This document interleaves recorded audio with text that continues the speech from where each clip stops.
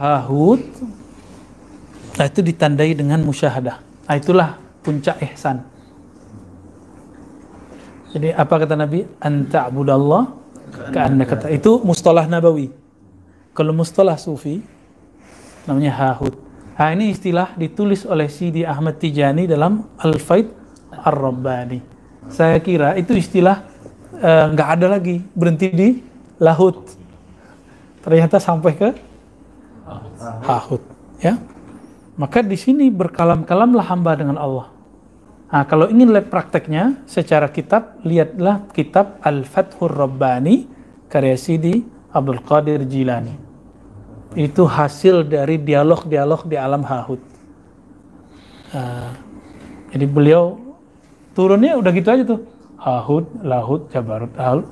Jadi kitab itu teman-teman adalah mutiara-mutiara yang beliau turunkan ketika beliau selesai ya, berpetualang di alam sana. Silakan dinikmati dan sudah diterjemahkan. Ya kan? Bener ya? Ada yang jualan kitab nggak, coba tanya deh. Al-Fathur Rabbani. Terjemahannya bagus-bagus rata-rata. Lumayan oke lah. Cuma jangan cari terjemahan yang dari Inggris, tapi terjemahan yang dari bahasa Arab. Ya kan kayak beberapa kitab diterjemahin ke Risalah Kusyairah, terjemahin ke bahasa Inggris, terus terjemahin ke bahasa Indonesia. Termasuk ini Suhrawardi, Awarif. Dari alam hahut ini, teman-teman, kalau kita turun tadi ke Jabarut, orang di Jabarut ini sudah boleh disebut muhaddatsun. Tapi muhaddatsunnya belum permanen. Yang permanen itu kalau udah nyampe di alam, itulah Sayyidina Umar, itulah Sayyidina Abu Bakar, Sayyidina Utsman, Sayyidina Ali, orang-orang ahli mujtahid. Kenapa mujtahid bisa merubah satu hukum beda satu zaman dengan zaman, bahkan beda dengan gurunya? Imam Syafi'i beda dengan, itu karena dia sudah bolak-balik di situ. Cuma dia memerankan baju mujtahid fikih, bukan baju sebagai sufi, gitu ya. Antum jangan pakai riwayat-riwayat yang nggak jelas lagi, ya. Imam Baihaqi ketika menyebutkan riwayat bahwa Imam Syafi'i menyebut sufi itu kasul, ya, sangat pemalas, itu bukan sufi yang asli. Belum mengejek para sufi-sufi yang berbaju sufi, tapi dia berlindung dengan baju itu dengan kemalasannya. Karena kita sudah lihat diwan beliau dan kitab-kitab beliau yang lain, itu asar sufinya sangat banyak. Ya. Jadi beliau ingin menampilkan sufi yang berbeda, sufi yang syar'i lah, kira-kira begitu. Nah, yang disebut bahut, itu ruhaniyah Rasulullah Sallallahu Alaihi Wasallam. Ya. Orang kalau udah di situ, ya dia sering dialog-dialog nabawiyah dia. Jadi mohon maaf, kenapa beberapa hadis itu nggak ketemu dalam kitab? Terus orang bilang, saya dapat ijazah dari Nabi. Nah, itu kayak Sidi Ahmad Tijani dia di situ tuh. Maka Sidi Ahmad Tijani menyebut thariqahnya, termasuk gurunya Syekh Muhammad bin Abdul Karim Saman, mereka menyebut tarekatnya Al-Muhammadi. Gitu, ya. Beda dengan Al-Idrisi, itu menyebut tarekatnya Khidriyah, karena beliau dapat talqin dari Nabiullah Khidir. Apakah itu sekarang berhenti? Enggak, itu sekarang ada lagi. Setiap masa pasti ada yang dapat itu.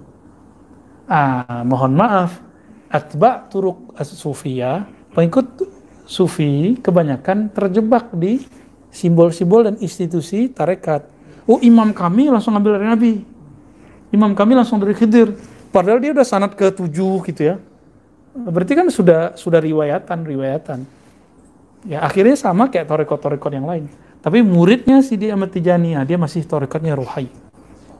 Yang generasi ketiga sampai berikut udah jadi tarekat mu'tabarah biasa. Ya, nafsiyah sifatnya. Sibuk di kurikulum, sibuk di simbol, sibuk di gitu-gitulah. Nah, ini yang kemudian membuat orang takut belajar tarekat. Kaku. Ya, kaku. Nah, ini kayak Sidi Ahmad Tijani itu dia makomnya di situ. Ya. Makanya beliau stabil kan, nggak pernah ngomong aneh-aneh kan. Kalaupun beliau sampai ke makom yang atas, itu lidahnya nggak diambil, nggak dipinjam oleh Allah. Makanya Sidi Ahmad Tijani nggak pernah diriwayatkan beliau mengatakan anallah, mafi jubati Allah, nggak ada kan? Aku Allah kan nggak ada pernah dia zikir begitu. Subhani, mah suci aku kan nggak ada. Ada nggak? Nggak pernah. Kenapa? Karena Sidi Ahmad Tijani tidak dipinjam lisannya, atau emang tidak diriwayatkan, beliau tutup rapi-rapi. Karena beliau sangat bagus mengejar syariat. Begitu juga semua imam-imam tarekat nih ya, Sidi Abdul Qadir Jilani, Abdul Hasan Syazili, Bahaudin Shah Naqsyabandi, semua mereka mengalami itu. Junaid Al-Baghdadi, Abu Yazid Al-Bustami, itu mereka, Al-Hakim At-Tirmizi, Al-Hallaj. Hallaj itu dipinjam oleh Allah lidahnya lagi di depan orang. Di depan orang, bayangin coba.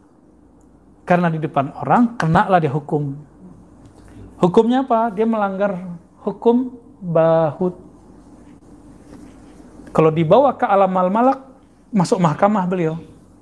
Tapi secara hakikat nggak ada salahnya. Jadi secara hakikat mereka benar, tapi secara syariat Muhammadiyah mereka dianggap menyalahi adab. Tapi salah mereka? Enggak juga. Ya itu skenario Allah udah. Ya, martir juga dia, syahid juga dia di situ. Kalau antum udah paham di sini, la tukaffir al-Hallaj. Jangan pernah sekali-kali merendahkan, mengkafirkan al-Hallaj. Udah paham kan? Termasuk Syekh Siti Jenar. Dia juga itu ya, ilmunya kan Syekh Siti Jenar warisnya Hallaj. Sunan Kalijaga warisnya Junaid, kan mereka tuh yang dulu berhadap-hadapan. Apa kata Imam Junaid? Ente nggak bisa berhenti kecuali di mahkamah dipotong leher ente gitu. Benar. Imam Junaid meninggal ya sekitar 10 tahun lah langsung dieksekusi. Nggak nyampe 10 tahun. Wafatnya Imam Junaid 297. Oh berarti lebih. Sedangkan Hallaj 309. Berapa tuh? 12 tahun ya. 12 tahun. 12 tahun lah Imam Hallaj. Saya menyebut beliau imam ya. Jangan antum pakai kaidah Ibnu Taimiyah. Man lam yukaffirhu fa huwa kafir. Yang tidak mengkafirkan Hallaj, yang mengkafirkan Ibnu Arabi kafir. Ya sudahlah, suka-suka ente lah buat kaidah. Kaidah itulah kaidah taghut. Memang ada di Quran. Man lam yukaffirul Hallaj fa huwa kafir, ada enggak di Quran? Dibuat-buat aja sendiri. Ya kan? Mereka buat-buat sendiri loh.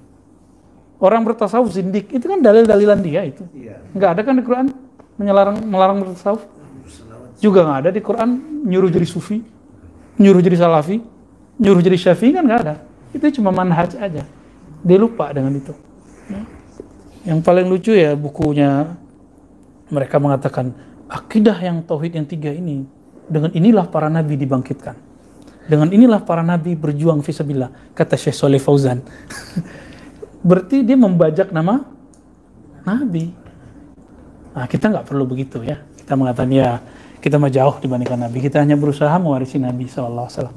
Nah, kalau sudah ahud teman-teman, di atasnya kembali ke azali. Ini yang disebut inna lillahi. Itu makna dari roji'un. Kalau orang meninggal, ya dia baru nyampe di masa hidupnya baru sampai malakut, ya dia di alam barzakh harus berusaha menyampai ya baru. Nanti di padang mahsyar dia berusaha lagi terus. Nanti masuk sorga, dia nanti lagi nyari cara biar naik terus. Mumpung masih di dunia, antum bertorikot. Iya, jadi jangan di sono sehari di sini udah berapa ribu tahun di sono kan? Jangan, mumpung masih di dunia, belajarlah ilmu ma'rifatullah, bertorikot, bersanad. Dulu guru saya yang Khidriyah ini nyarankan salah satu ustadz yang terkenal dengan ilmu zikir, dengan jamaah zikir, dikabari beliau, selama ente masih hidup bertorikotlah. Dia nggak mau. Kenapa? Dia ngelihat orang bertorikot suka ngerokok. Loh, apa kaitannya ma'rifatullah dengan ngerokok? Ngerokok kan urusan fikih. Ulama ahli fikih berdebat gara-gara ada buku yang nyebutin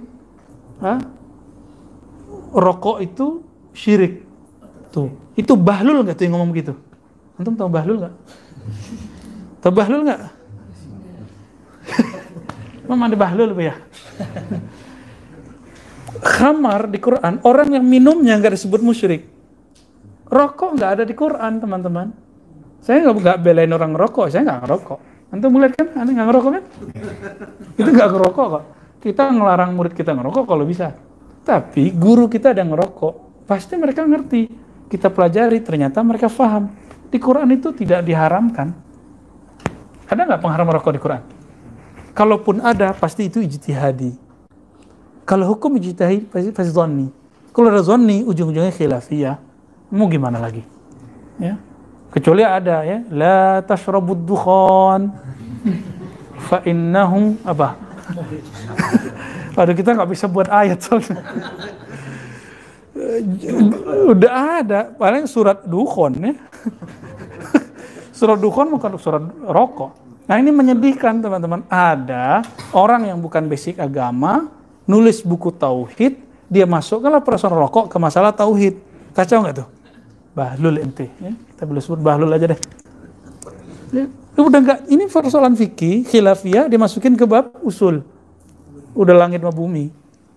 Nah, inilah kekacauan umat di situ mulainya. Ya, khamar nggak pernah disebut musyrik kok. Orang rokok disebut musyrik. Ya. Nah, hati-hati. Jadi jangan-jangan antum terhalang belajar sesuatu ilmu cuma karena performan yang nggak cocok dengan mindset kita. Nah, coba tanggalkan mindset itu. Ini yang saya maksud. Tanggalkan jubah. Jubah-jubah keilmuan, jubah-jubah harakah, jubah-jubah tarekatnya. Kalau ngaji-ngaji ilmu marifat terus tanggalin itu. Nggak masuk ilmunya. Masih ngerasa dirinya alim, udah nggak lewat, udah nggak masuk. Nah itu maka tadi kita berdoa, ya Allah cabut rasa kibir di dalam. Ya, sampai sekarang itu pasti ada, kan Allah nggak langsung kabulkan. Nah, semoga pelan-pelan dengan ngaji begini Allah buang dikit-dikit. Syukur-syukur kalau dibuang langsung. Amin. Amin.